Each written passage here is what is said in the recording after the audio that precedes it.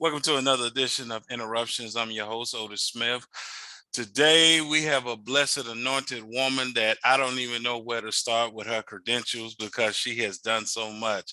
She's an author, also an actress, also an apostle. I'm talking about she's also a manager, a publicist. She's does so many different things. But the key is the most important thing. She's a woman of God, and I'm talking no other than Dr. Apostle Veryl Howard. How you doing? I am grateful to be here today. I'm excited about whatever God wants to do in this interview, whatever He wants to bring out, except those two things I told you earlier, my age, my weight. But anything else you can ask. So I Okay. am grateful and excited to be here with you today, Otis. Well, listen. You tell me your weight, I tell you mine. Well, I can tell you the prophetic weight. How about that? The All right now. prophetic weight now. Okay. All Yeah, right. yeah, All right. yeah. Let's Okay. go there. The Okay. prophetic weight in the natural is 135. Okay. In the natural, So, realistically, I'm 323. But I came from 340. wow. So, and Wow. You I've can done do it, bro. it. Yeah, I've done it before. I food around got this heavy before and got down to 240. So we are on our way back down. You can do it. There is I guess you would call it a climatic point where I know I've reached that and I cannot go over that. And Gotcha. when I start climbing up towards that, I start Mm-hmm. getting a little nervous. I'm like, oh, dang, I just went like a pound over that. And it just seems like it takes so much more to get it off, you know, Yeah. versus putting it on in 2 days. It takes you 2 months to get off what you put on in 2 days. So I'm at that pinnacle point right Mm-hmm. now where Uh-huh. home girl don't even need to eat a sausage. You hear me? So that's, so Hey, we on this hey, we on this journey together. we on it together. John Sally helped me out. So far as let me know to drink more water. So I drink a Yes. I drink a gallon of water. I just keep it in my office, and when I go walking and come back, it's easy for me to drink water when it gets hot. That's easy. It's the winter time. I have a problem constantly drinking the water. But we're in a good place, and God has got us trimming and slimming down. So trying to make sure the wife don't go anywhere. So Amen. That's important. oh yeah, I got to That's keep her. important Yeah, I got to keep her. because She's you got know to. why? Uh, Guys, the husbands don't hmm want us to get even an ounce over. hmm Seriously. you hmm know and then but some women, the husbands think, are tolerating the obesity where they Right. really aren't. They They're really not. aren't. They're just not trying to hurt their feelings, because I'm a very athletic woman, always have been. Hmm So I need my husband to be athletic as well, and to be mindful of not just that, but also be mindful of a high blood pressure, Yeah. diabetes, Yeah. gout, all those things that are a byproduct Yep. of what we're putting into our bodies. And so I don't want anybody who's not cognizant of the fact that how we eat is going to affect our longevity and ministry, our purpose, our destiny, our win, our steadfastness, our endurance. So it's very important for me to be mindful of that for myself and for my prophetic husband. Hey, you're preaching. You're preaching. That's why I named the show Interruptions, because interruptions get interrupted. So it goes where it goes, Apostle, where you take it. Amen. My first question for you today is at what age did you begin? Didn't I No, no, tell no, no, you? no, no, no, no. I didn't ask you We your done age. had this discussion, Otis. I Now, didn't ask you. I now. didn't ask you your age. See, you don't have to tell Okay. me. I'm Because asking you I'm at. fixing to rebuke you, because if you ask what age, then you're going, next question going to be how long. So then you No, can add the two joints up together. Then that gives you the totality of the age. You can't trick me. no. Well, listen. I'll just. Nah, I better not say that because I know you'll have a comeback for that. I was gonna tell you, I'll just be like Peter and John, and you just be Jesus on the mountain, on the transfigured mountain. But then again, Peter denied him, so I better not use that as an example. Yeah, So yeah. no, I just wanted to know at what age that you begin to take the Lord's seriously. Like with sometimes we can be converted, become saved, but yet we still not really walking with what God want us to do. When was that point for you, far as you're saying, you know what, Lord, I hear you, I've been hearing you, but now I'm just going to go ahead and take you seriously and do what you want me to do. Well, the interesting thing is, even as a little girl, I had a yearning and desire to know God. And I didn't understand why I had such a desire because I did not grow up in a household that required me to go to church every Sunday. Mm-hmm. So even when my friend across the street, Pat Thomas, went to church, I just wanted to go with her. And so it was an innate thirsting that I didn't understand, but God knew. So, with respect to getting serious, it was in my late 20s. I didn't have a choice but to be serious. I wasn't ever wild, but I Mm-hmm. did live a very daring life. Let me just say that. But I was never a wild girl. So, I had gotten to a point where I kept hitting roadblock after roadblock after roadblock. And the last roadblock was my car caught on fire on my way to a pro football game with some pro athletes I used to only date. And I Gotcha. jumped out the car in my doctor's outfit with one of my friends who was in the car. And on the highway, when the car caught on fire, she jumped out. I had to pull over 3 or 4 lanes. Because big highway, I was going to Philadelphia. She jumped out, ran down the highway, left me in the car while I was Mm-hmm. smoking. I got out the car Mm. in my doctor's outfit and put out the fire. And it was my brand new Nissan, and the fire was right by the tail light. Mm-hmm. And the fire people came, they said, "Who put this out?" And I said, "I did." And I wasn't even thinking about the fact that it could have blown up because it was near the tail light and the gas. It was Gas. less than an Right. inch from the gas. I wasn't even thinking about that. I was thinking about my car, my brand new Nissan I just got, and my Right. life hadn't even crossed my mind.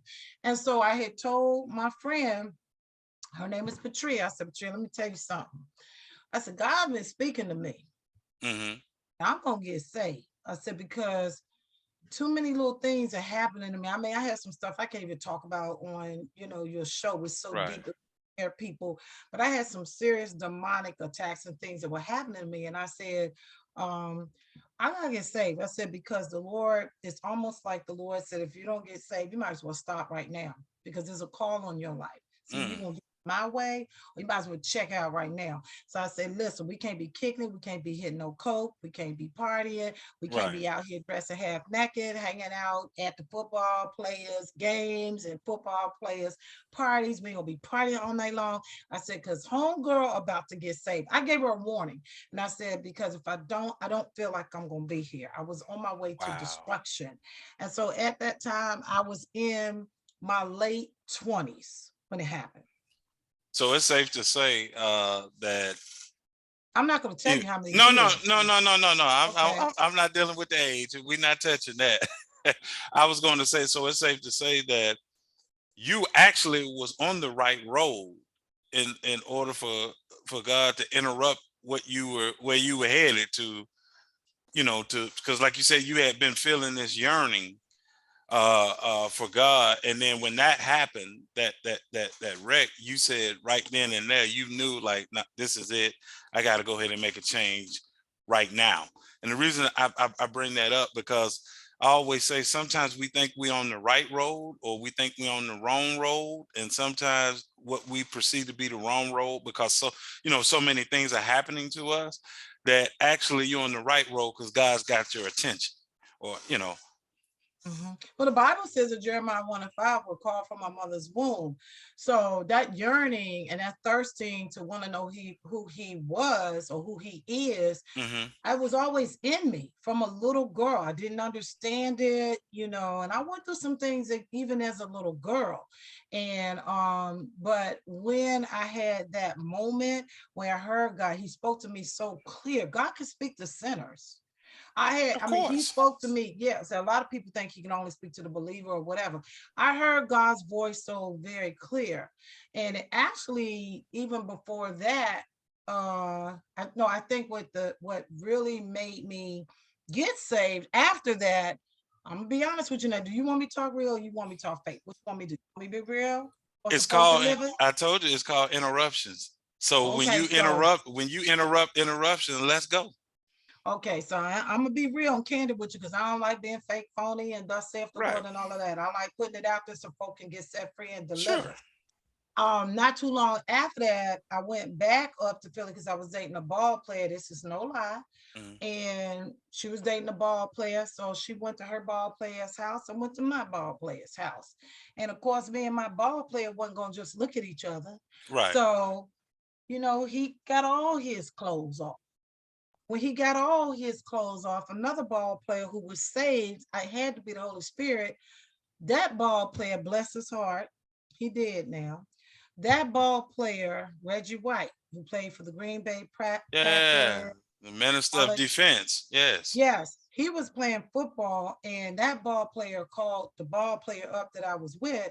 He said, "What you doing in there with that girl?" He said, "What are y'all doing?" And he was like, "Oh no, she's just here, whatever." No, we was getting ready to get busy. He Right. said, "Don't do anything with that girl." He said, "Don't you?" Because he had been witnessing to the whole team, to the younger cats, who had Hmm. come to the team. So out of nowhere, this dude is sitting up here butt naked. And God spoke to me. And I started asking him questions about the Holy Spirit. I started asking him questions about salvation. And he had already gone to a state of, I'm about to sin. You know what I'm Yeah. saying? Like, Yeah. why is she doing this right now? I've been Because there. he was a Christian. I wasn't a Christian.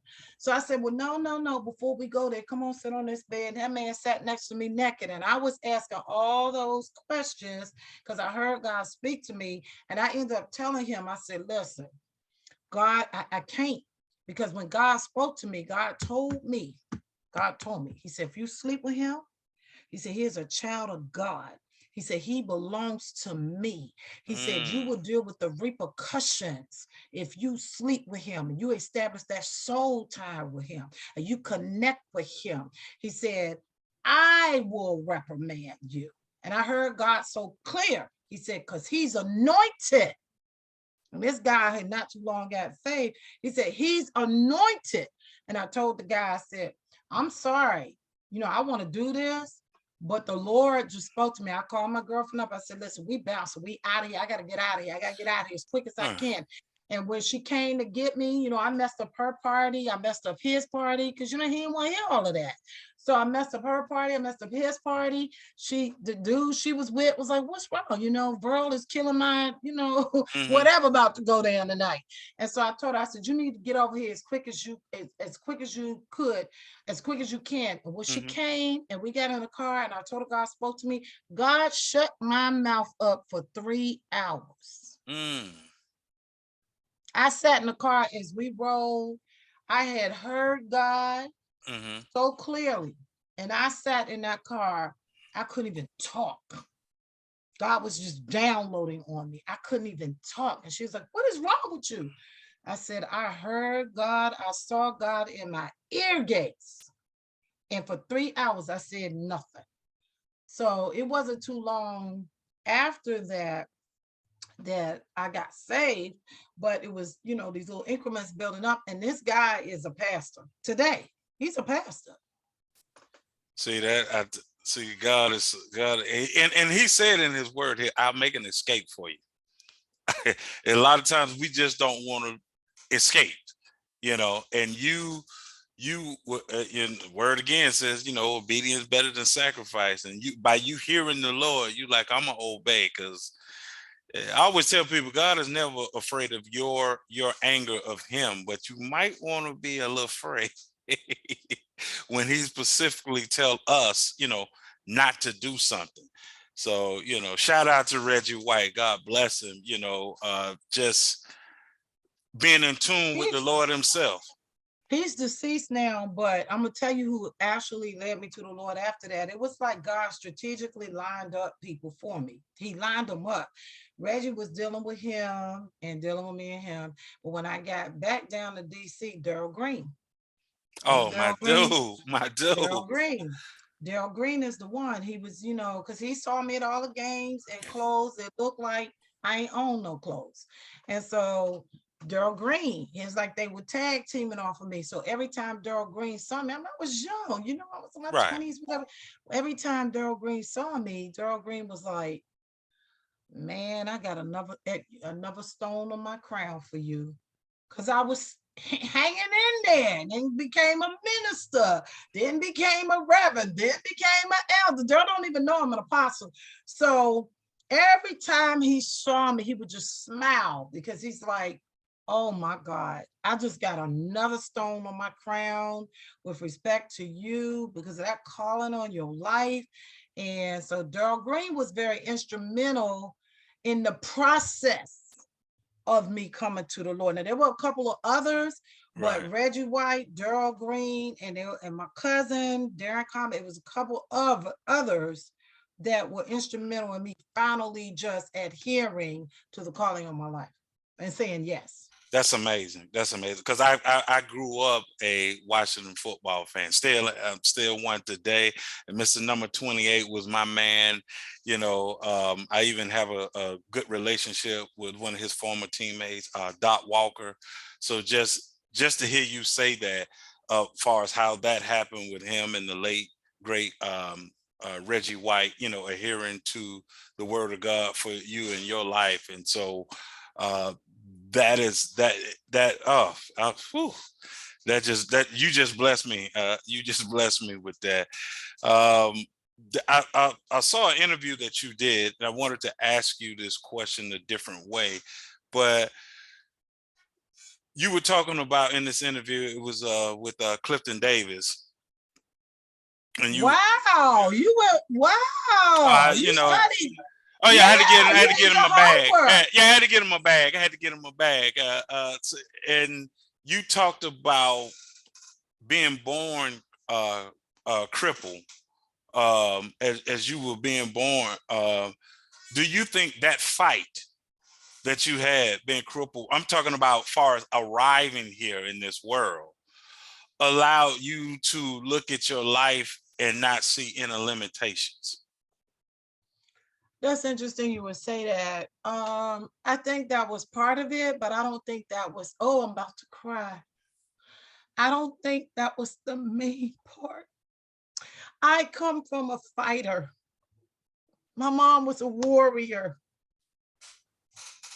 So even in her womb, glory, there were impartations of warrior disposition that was released from into that umbilical cord into my bloodline because my mother was a warrior. Mm-hmm. So whenever there was an obstacle, she always had a word to give me to get back up. It was deeper than me being crippled. I used to, yes, my legs were turned in and my legs were actually going backwards. And they told my parents, my father was in dental school, my mother was in college. They said, if you don't get your daughter operated on or straightened out, she would drag her legs the rest of her life. And so my parents, they decided to take care of that. And then my mother put me in horseback riding, ballet, tap, karate. There's not a sport. That's how I became so athletic. There's not a sport that I didn't try, or, they didn't spend money for me to get into. Mm-hmm. But when I looked at over the years, the stuff and opposition she went through, and now I understand it, the generational iniquities, the generational curses, the warfare. Mm-hmm. And when I looked at that as a child and watched her as a fighter, Mm-hmm. and when I came to No, the Lord, I had a better understanding of who I am. I was designed by God to be a warrior. Yeah. And even recently, I was really going through last year because I Mm-hmm. was the caregiver of my mom, and I just was going through so much warfare, and I was tired, and I was beat. And a guy, a friend of mine, he's in the UK. His name eBay. He's actually on radio. He's on Okay. the largest station in the UK called Premiere. Mm-hmm. And he called me up one night to interview one of my artists, actually Dietrich Haddon. He called me about doing an interview Gorilla faith. with Dietrich. Yeah. And at that time, he had just come off of a 21-day only water fast. So he couldn't even get the request out of his mouth without him seeing visions of me and where I was. Mm. And he said, realistically, I honestly was supposed to call you to speak life over you. And he described me in the spirit. I'll never forget this day. And I didn't know how I looked in the spirit. I can't see me in the spirit. I can see others how they look. And he said he saw me as an 8-foot warrior. And he described what I had on. And he told me I was carrying a silver shield, but my head was down, and then had one knee down, and I was tired. And he said that my shield was bent up from all the beatings and the enemy Mm-hmm. trying to kill me and the warfare. And it took somebody out of the blue Mm. across a whole bunch of waters to call me up, who just came off a 21-day fast, to tell me, soldier, warrior, get up. God is shining your shield. And while he was talking to me, the Lord was literally bending and knocking out the dents in my shield. I was at such a low point that other people didn't even know that I was at the point I was at, because as an apostle or a leader, you got to be there for everybody else. And the Lord sent him, and he described the warrior that I was. So I have a warrior spirit about me, and I know that it was passed down like a blessing. Like Right. I know my mother was a warrior.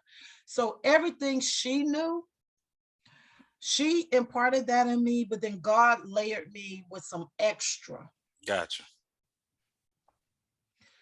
so that's why if God tells me a door is open with my business, with Mm-hmm. my ministry, with my books, with my artists, then I believe God, even if it's closed. I know it's a matter of time before he's going to open it.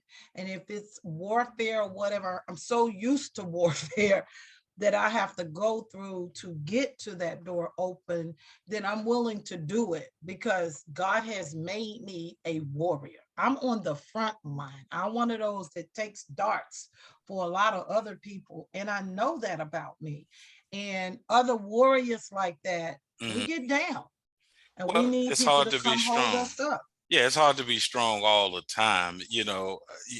Listen, I as you were talking, I, far as a warrior, I see you and actually as a boxer. The thing about boxing is that you're fighting for rounds, but you're fighting in 3-minute increments. And the thing about when the bell rings, you get a chance to go sit down to get your second win, because when the bell rings, you got to go back out and fight again. And so sometimes, with your mother or just different things, life throws at us. Sometimes we just have to go in the corner, take a little break, and Preach. then we're coming when the bell rings again. We back at fighting. And so it's real good to see that you admit that you were tired. Some because sometimes we have to recognize where we are.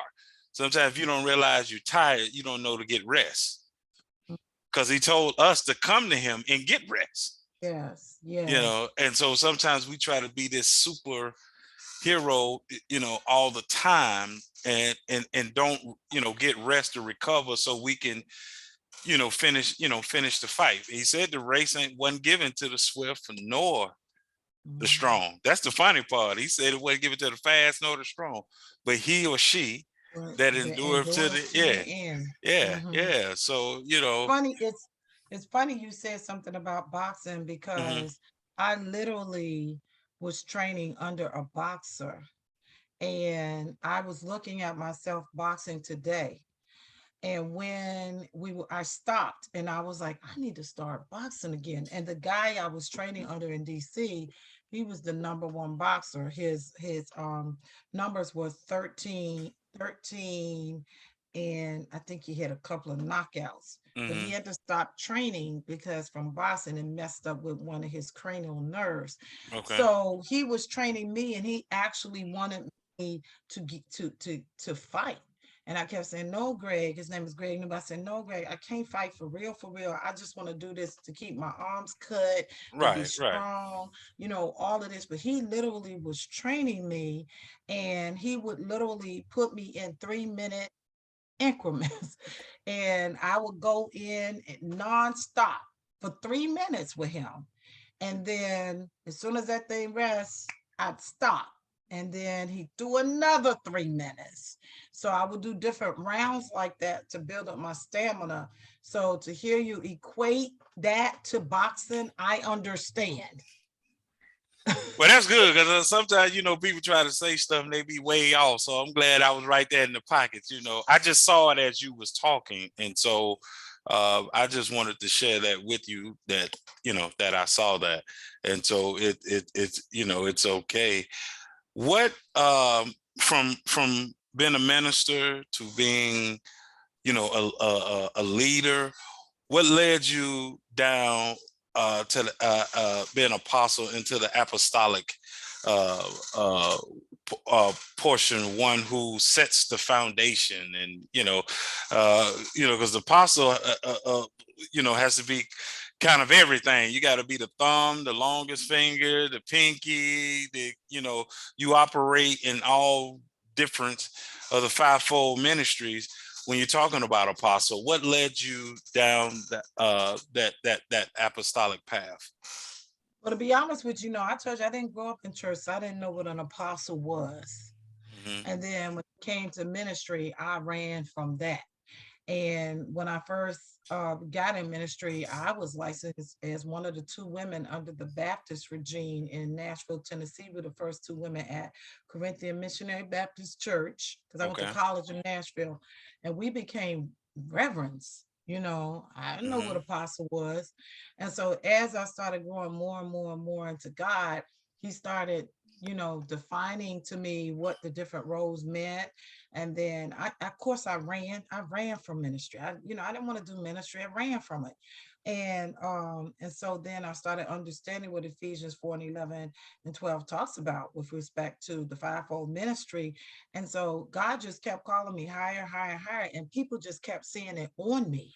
They just kept seeing it on me. They're like, you're a pastor, you're this. Every stage I went, they hmm would see it on me and prophesy and talk to me about it. And I was like, I don't want to hear that no more. I mean, everywhere I went. And so then my apostle, the one who ordained me, Naomi McGowan, she's out of Georgia, they saw it on me. And then the Lord, I prayed about it, and the Lord, he called me to it. And I was like, well, I don't understand. Why me?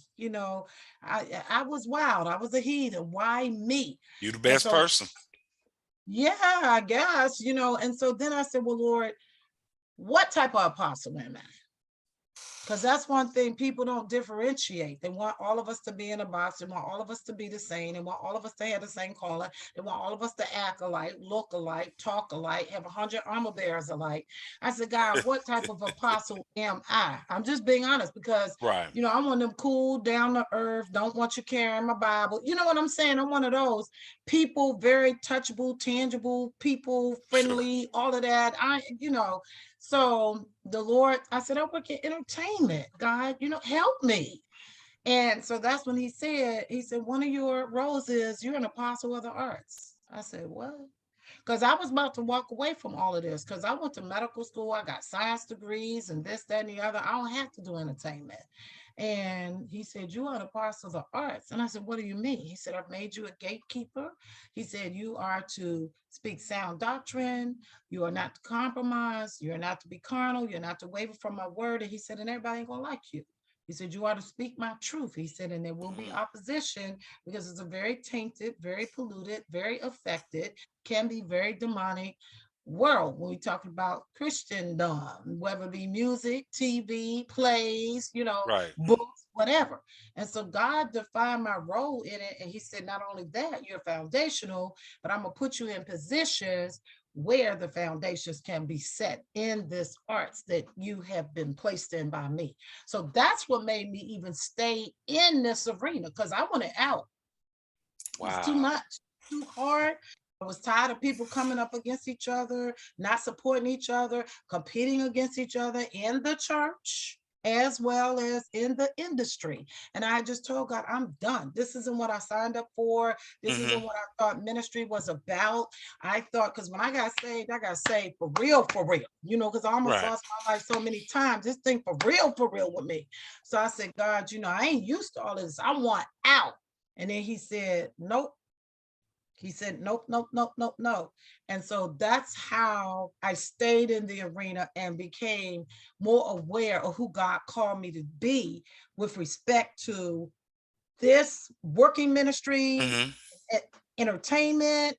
And then he had to define me in education because I have degrees in education too. I was teaching at a university. So he had to define my role in that. It's all foundational, but it's with a no nonsense, non compromising approach. And then he showed me that all this stuff works together.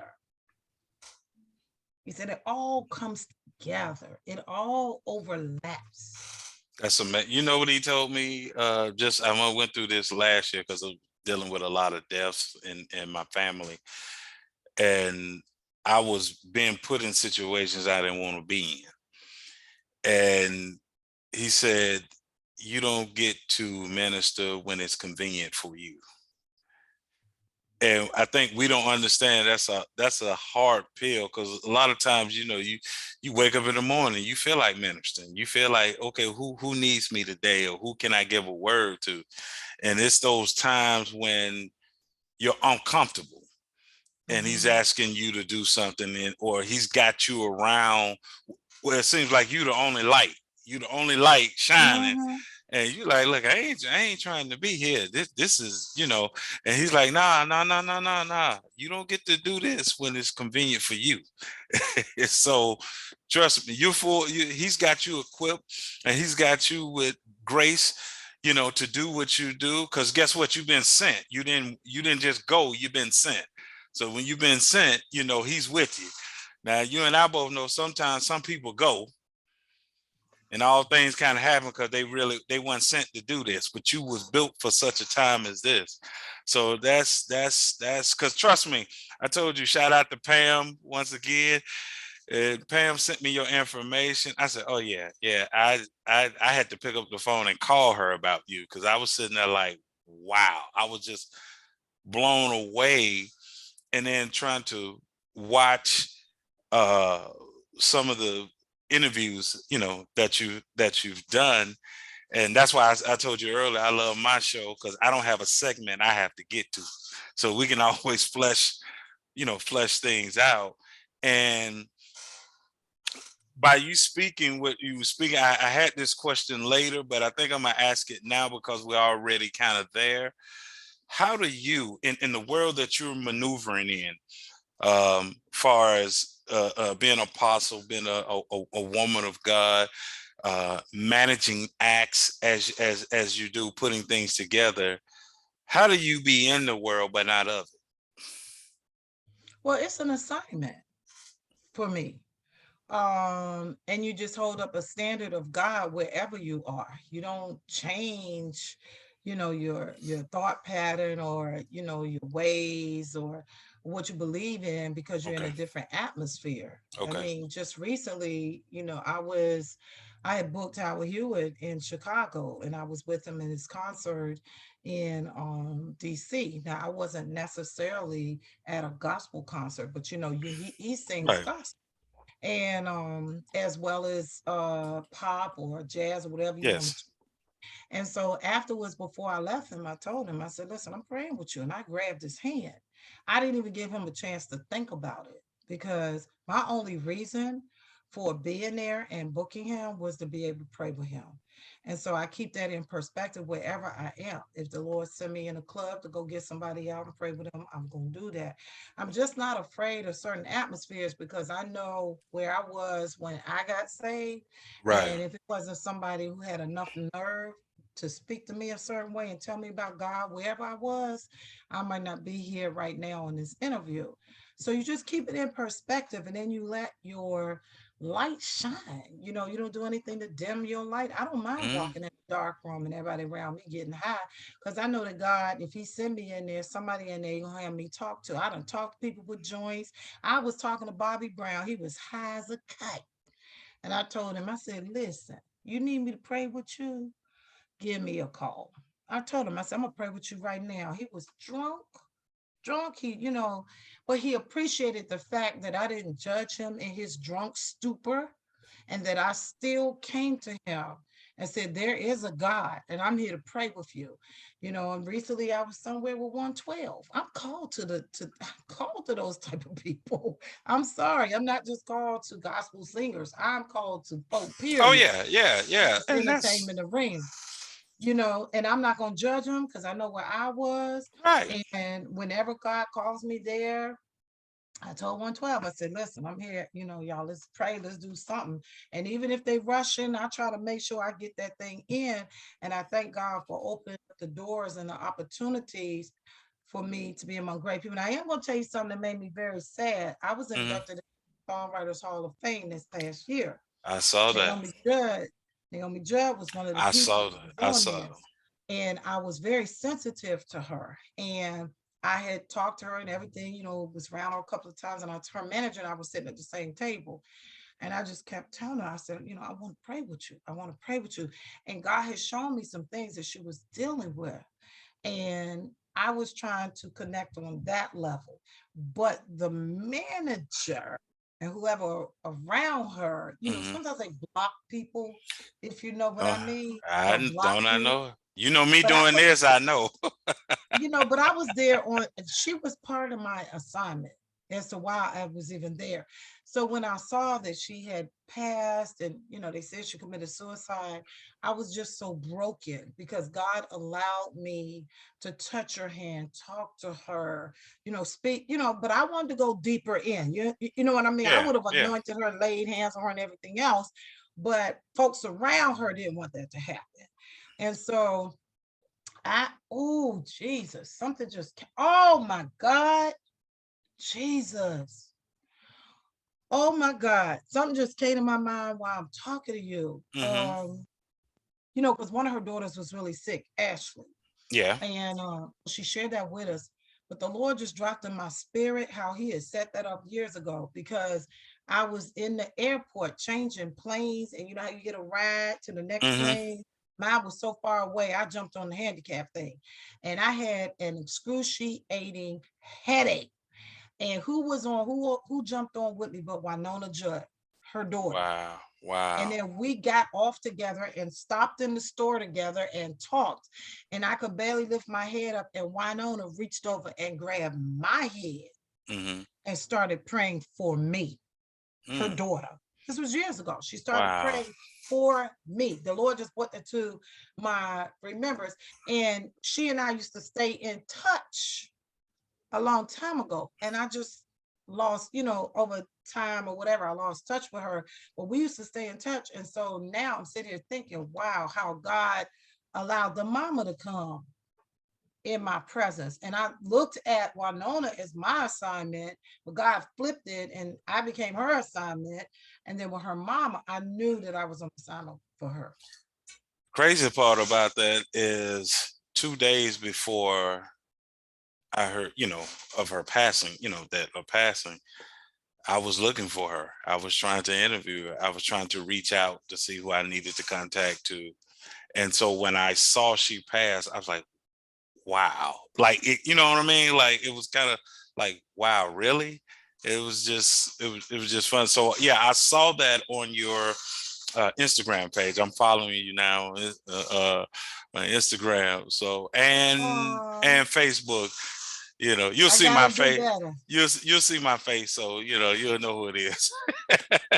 So, Gotta do better, Otis. I gotta do better and be more cognizant about my media outlets. I'm doing better. People talk to me all the time. Pastor, you gotta do better with your TikTok, your Instagram. So hey, I'm trying. listen. I just started. Getting up. I don't even have a TikTok yet. Somebody told me to get. I need to get. Listen. When you come from a different generation, you just like, look, I'm like, man, how much stuff I got to be on? You know,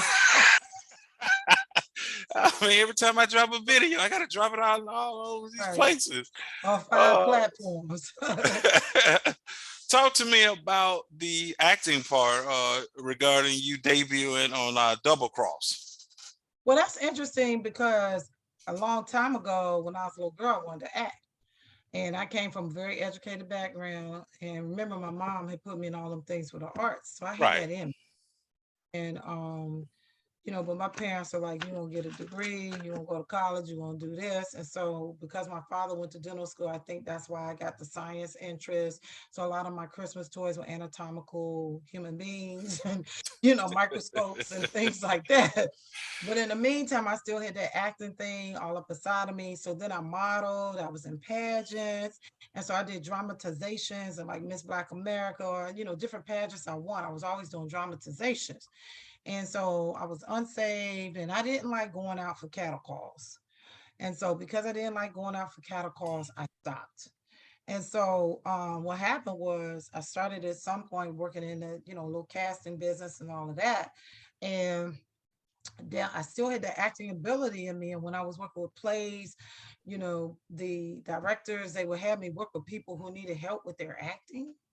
I was like Okay. an acting coach. So Okay. I was helping them. And it's like I kind of pushed me to the side, just push my little dreams, push my little goals, push my little appetite for things to the side. And so the Lord had told me, even movies, the Lord had told me to pick back up the movies, pick back up this, pick back up that. And and then the director of Double Cross, Crystal, she's a writer.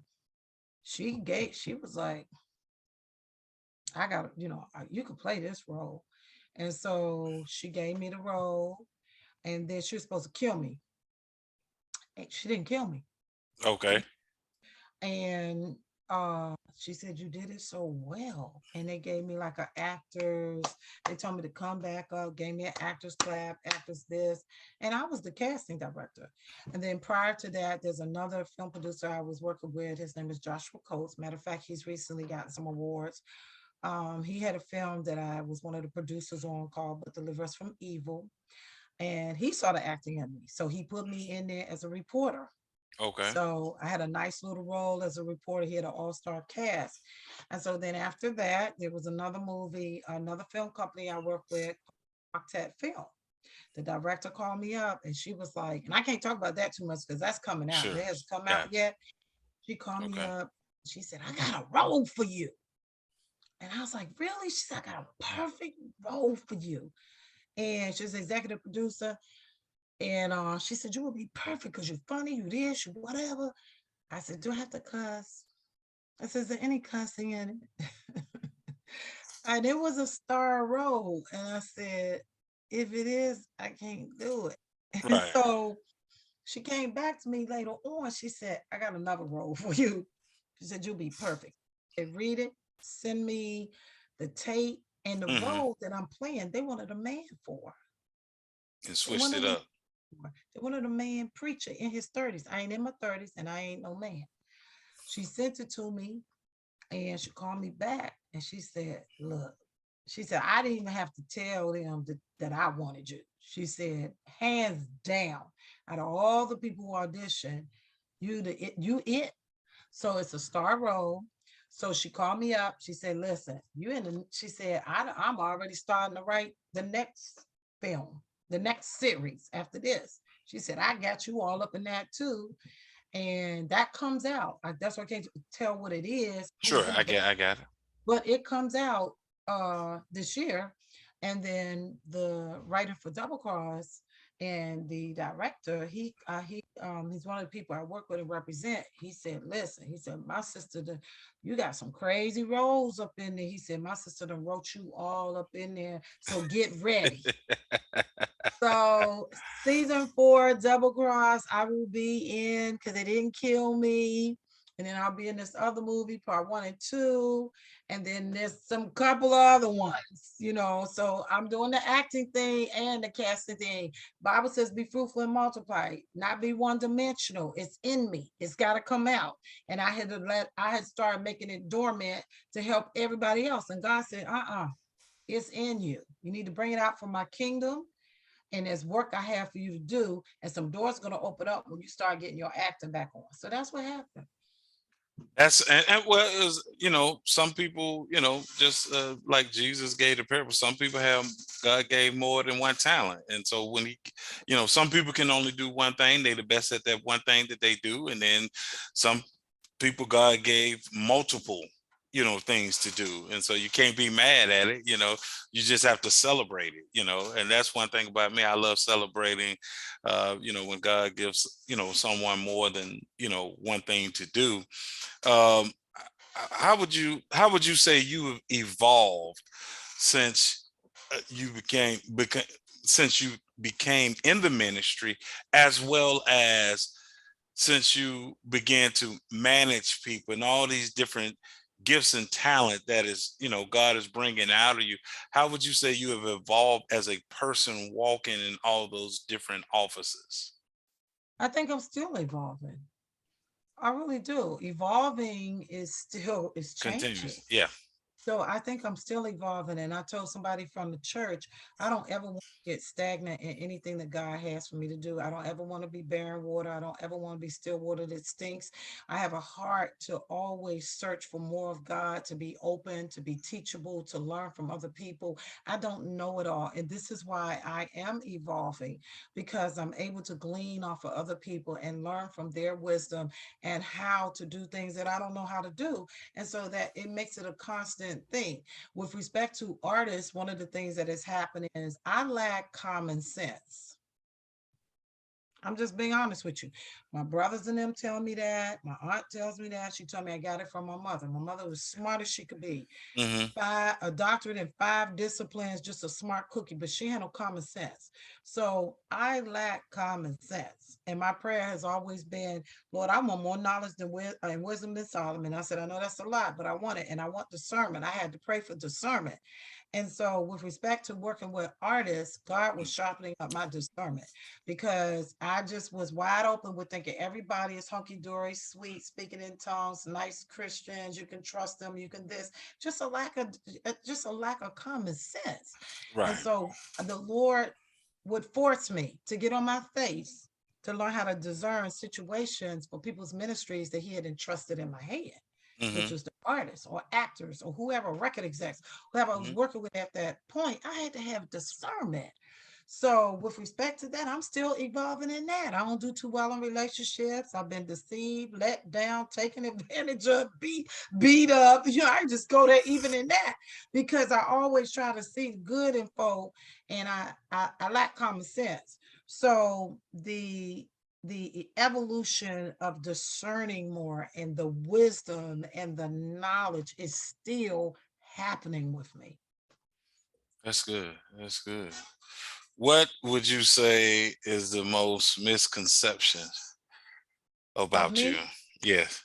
I think people think because I'm strong, and I'm about God's business, kind of no nonsense. I'm very blunt, very open. I don't hide nothing. I think sometimes they don't know how to approach me. They think I'm unapproachable, and I'm far from that. I think they allow the mantle to get in the way of approaching me.